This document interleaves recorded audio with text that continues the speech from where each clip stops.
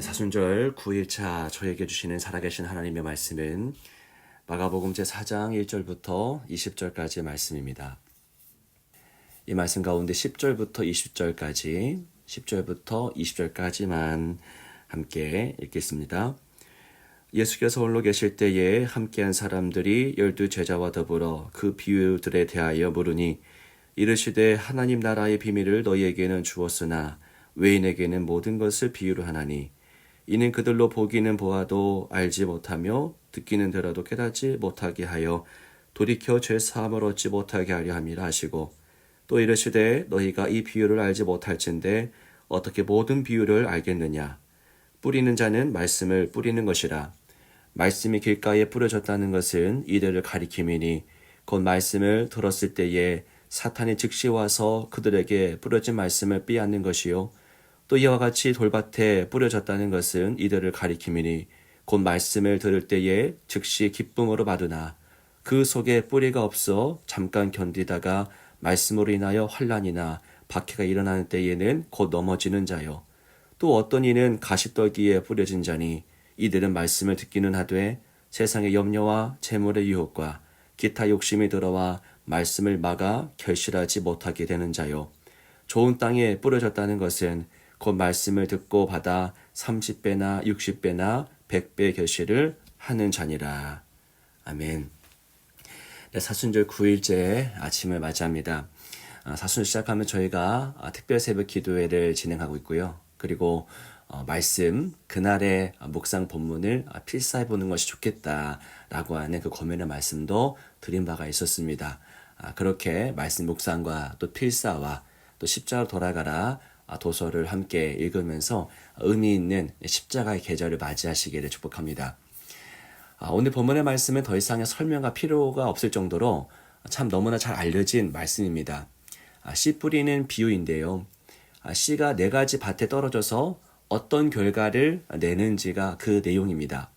이 비유는 예수님이 하나님의 나라를 설명하기 위해서 그의 공생애 동안 수도 없이 사용하셨던 어떤 전달 방식, 또 교육의 방식입니다.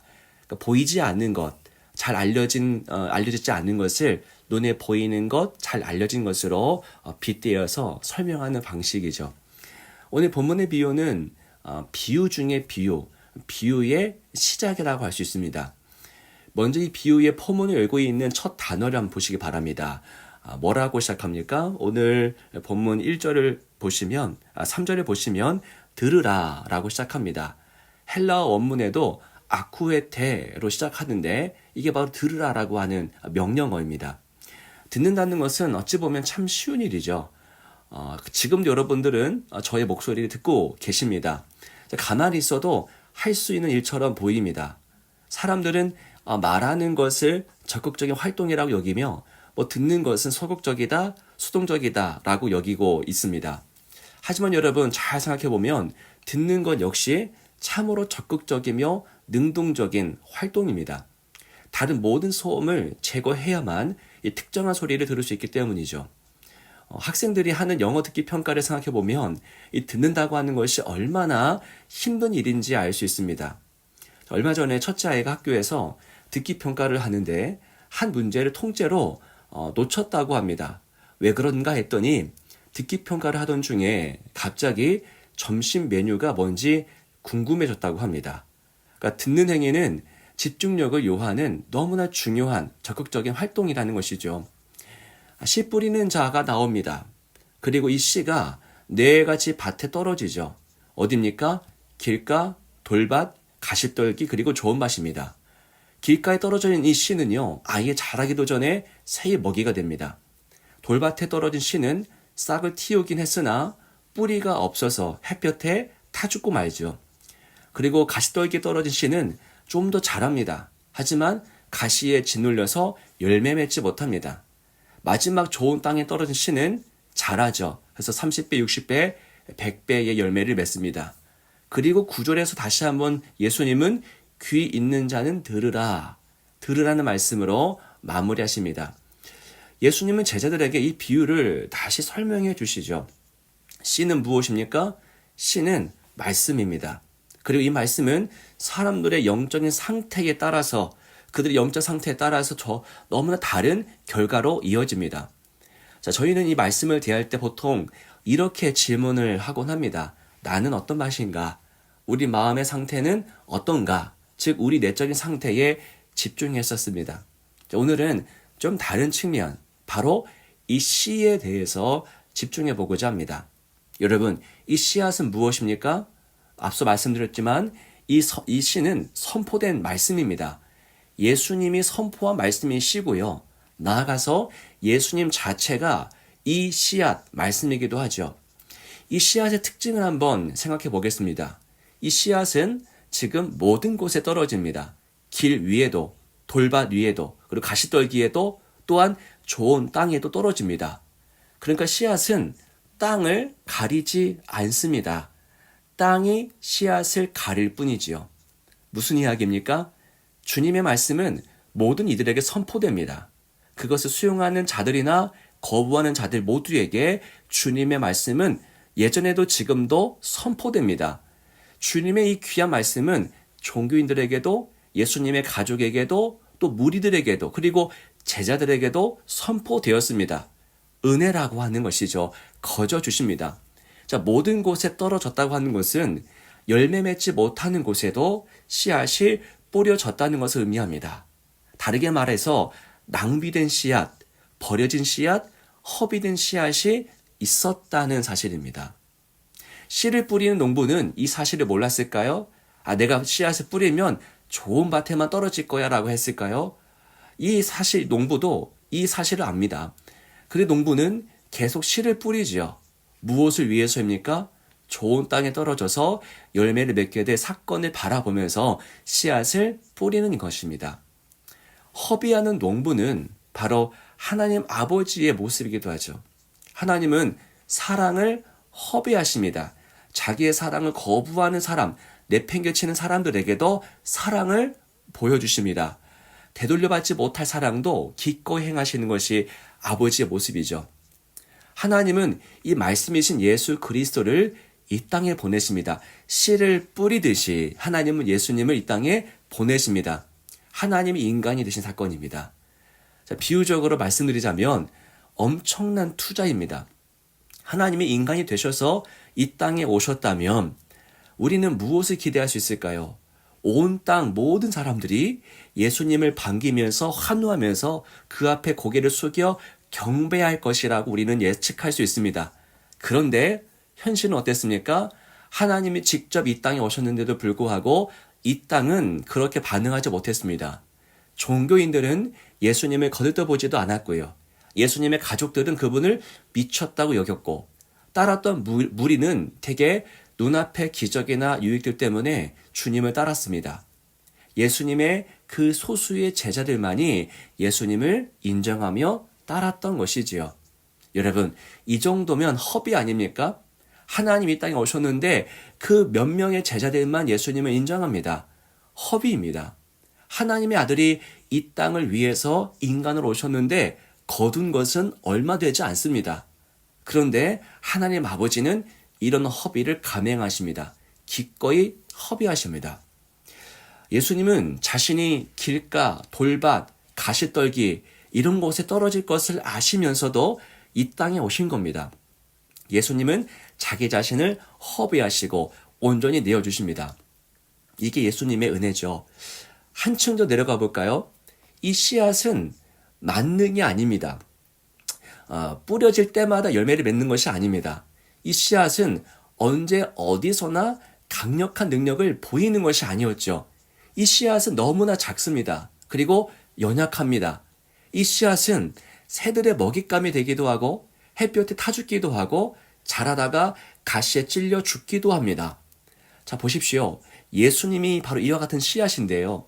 예수님 그리고 이 선포된 복음의 말씀이 이와 같습니다. 세상이 거부하면 그대로 거부당합니다. 버리면 버림받습니다. 세상이 예수님을 무시하면 예수님 무시당합니다. 죽이면 죽임까지 당합니다. 예수님이 그런 길을 가셨죠. 예수님은 칼과 창을 들고 와서 세상을 정복하러 오신 분이 아니었습니다. 그분은 작은 나귀를 타고 입성하신 분이었죠. 그분은 하나님이시지만 배척과 냉대를 늘 당했던, 겪으셨던 분입니다. 그런데 이 연약한 씨앗이, 이 작은 씨앗이 제대로 심기기만 하면 상황은 크게 달라집니다. 씨앗이 땅에 떨어지고 땅 깊숙이 들어가게 되면 뿌리를 내립니다. 그리고 가지가 올라옵니다. 그 씨앗은 열매로 이어지게 되죠. 그 열매는 우리가 감당치 못할 그 정도의 열매입니다. 여러분, 오늘도 예수님은 씨앗과 같은 모습으로 너무 작고 연약한, 우리가 훅 불어버리면 날아갈 듯한 그런 연약한 모습으로 우리에게 다가오십니다. 우리는 씨앗을 거부할 수 있습니다.